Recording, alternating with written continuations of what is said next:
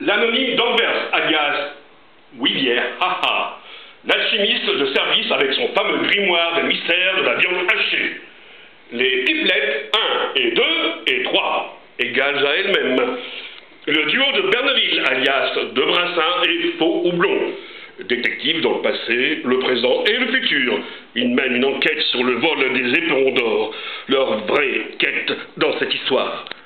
Un guide congolais et des touristes wallons. Oui, ça existe. Des touristes japonais, allemands, hollandais et français, dans toute leur gloire et leurs clichés. Une jeune touriste qui a un sérieux béguin pour Debrassin. Une femme de ménage, le sacristain, le curé, le prévôt, l'évêque, le bourgmestre, le commissaire principal, le pape et Philippe Despriat, archéologue de l'État. La propriétaire d'un magasin d'articles de fumeurs et de spiritueux au numéro 15 de la rue de Buda à Courtrai. Spécialiste à Banas et des dernières nouvelles de Courtrai. La vieille dame du numéro 13 de la rue de Bouddha. Ces belles vitrines sont source d'information, d'induction, d'intensité, d'intuition et d'inspiration pour l'enquête de Debrassin et Faux Houblon.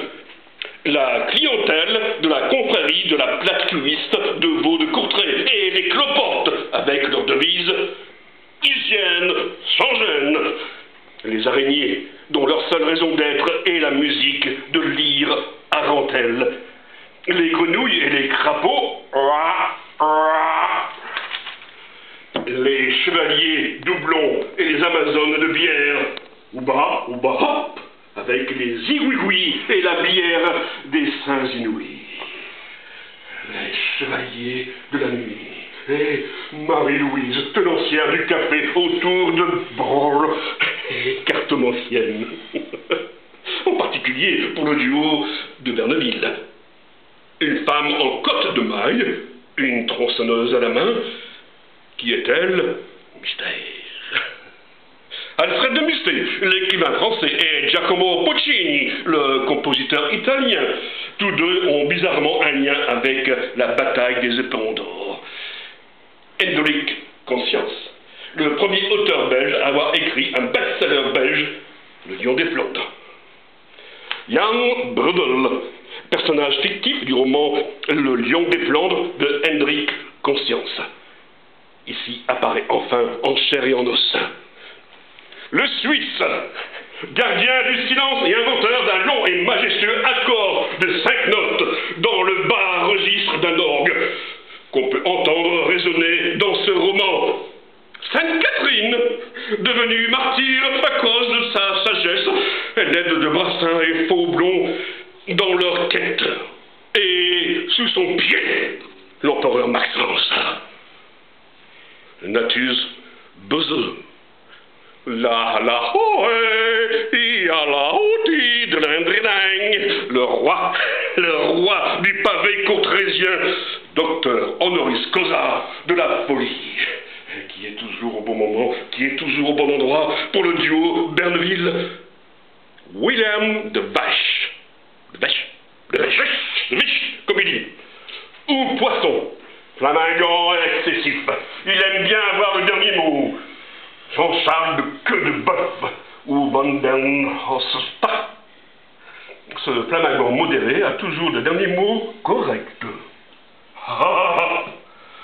Singe Vermelens, il n'y a pas d'S, Vermelens, une armoire à glace, monsieur Muscle qui mange comme un loup. Wattier Flûte, qui fait des crêpes comme personne, à une vitesse, mais avec une dextérité comme personne. L'homme noir, Carabouilla, qui vend du carabouilla, bonbon pour le rhume, oui, bonbon pour la toux, oui, mangez-en beaucoup, oui, tout le monde doit vivre blanc et noir, carabouilla. Orphi Corbal, Singagou, le chevalier, le Maurice chevalier de Courtrai. Manten et Calais, ces géants de Courtrai emmènent Debrassin et Faux Houblon et leur indispensable dose de bière, direction Dijon. Lucullus, ce raffiné cuisinier romain, n'a de cesse de se pourlécher les doigts. Jeanne d'Arc. Jeanne d'Arc? Au passé brûlant, à Rouen. Ici, elle a une double quête, la véritable origine des frites, et de l'authentique recette de la carbonade flamande. Gérard Mortier, en duo avec Jan Brodel, il se risque à un opéra sous forme de télénova. L'aigle de tête, Samson, Ambiorix, Mademoiselle Victoire, le cheval Bayard, Goliath et Madame Goliath. Bref, les géants datent, avec leurs diverses bières. Jacques Mar, Jacqueline, Jacquelinet et Jacquelinette, qui tapent sur des cloches à Dijon, et que la bière coule à flot. La masse, la populace, les visiteurs, le public et un laquais. Ils participent à une kermesse extrêmement particulière où survivre est un luxe. Eric Satie, himself, qui joue ses danses gothiques, neuvaines pour le plus grand calme et la forte tranquillité de son âme, de mon âme. Frank Zappa, pour un spectacle grandiose, ayant pour titre The Return of the Son of the Monster Magnet. Un batteur, pour donner un certain tempo à cette œuvre littéraire, Susie Clenches, qui incarne le tempo devenu contagieux. La femme à barbe rousse, vraiment pas ordinaire celle-là. Des personnes aux membres manquants, il ne manquait plus que ça. La Vierge de Flandre, elle se fait connaître, mais dans une version bidon, à savoir une femme qui se prend pour un cheval. Un homme sans qualité. Il forme, avec une identité sans personne, un jumeau siamois. Sera-t-il la cause d'une tournure existentialiste du roman ?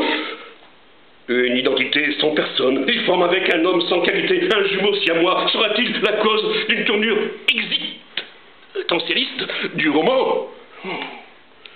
Une tête de mule, de français volontaire, triple pléonasme, qui apparemment, oui, apparemment ça existe. Le garçon du restaurant Homard de Bourgogne à Dijon, qui reçoit et sert de brassin et faux blond selon la meilleure tradition bourguignonne. Suzy, la sœur jumelle, ou le frère jumeau du garçon. Elle a beaucoup en commun avec Suzy Clenches, ce qui n'échappe pas au regard libidineux du duo de Berneville. Le chevalier d'or. Étant donné qu'il fait impérativement partie de l'histoire, il serait ingrat de l'oublier. La mère folle, qui, sans aucune raison, met au monde des fous à Tirago. La légion des fous de la mère folle, un embrouillamini de rhétoriqueurs à la créativité linguistique. Tim Brennus Maximus, le fou suprême de la légion des fous. DJ Willy qui se met en marche, électro-fanfare virtuelle de la légion des fous. Le corps dans l'armure, alias Guillaume de Julia. Le corps dans l'armure, alias Guillaume de Julier le Jeune. Est-il la personne élue qui détient la vérité dans ses mains? Robonite, le chevalier design qu'on peut louer pour main plaisir. Saint-Maxime, qui aime bien enlever solennellement sa tête. Les nymphes invisibles, y parler, elles ne le font pas non plus. Lucas Batabas, l'homme qui fait le lien entre une bicyclette, une patate et des pickles. William Guillaume Vermandet, excusez ma langue flamande. Donc William Guillaume Vermandet, comme il dit, ce grand connaisseur flamand du dictionnaire de beau idioticum, voilà, chante et joue de la guitare dans un groupe de gaillards Guillaume. Yann Palfin, Enfin. Parfait, c'est parfait. Ce barbier chirurgien courtrésien aime bien jouer aux fléchettes avec ses bistouris. Ici, il souhaite mettre à nu l'âme et l'identité flamande. Guillaume Tell.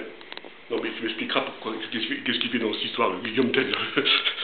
Il s'exprime dans le groupe des gaillards Guillaume, avec une collection de pendules à coucou accordées l'une à l'autre. La voix intérieure de la voix imaginée, celle-là, on la laisse à l'imagination du lecteur. Une particule subatomère positivement chargée et une particule subatomère négativement chargée. Ces deux particules, provenant d'une même boulette de viande, sont en communication verbale ou autre. Emmanuel Hill. Par excellence, ce poète écrivain flamand sait toujours sortir une bonne blague de la poche de son pantalon, si ce n'est pas une boue puante. Peter Benoît, ce compositeur belge, écrit avec Giacomo Puccini l'opéra Jan Bredel, sous forme de télénova. Hugo Reis, grand dégustateur de bière, qui coule à flot dans ce récit, avec Hugo Claus, qui est un voyageur de l'antiquité et grand connaisseur du mot. Hugo Claus, homme comme un aimant, il s'est attiré vers lui toutes les initiatives culturelles prestigieuses. Les étudiants de Cambridge et Oxford, les garçons font une course de cochons, les filles un concours de Miss Parks Universe.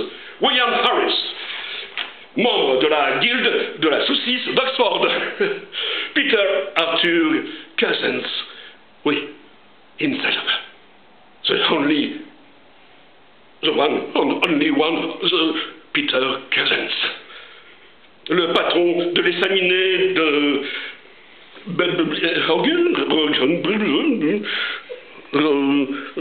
Hogebrug. Le haut pont, c'était plus simple. À Dixmude.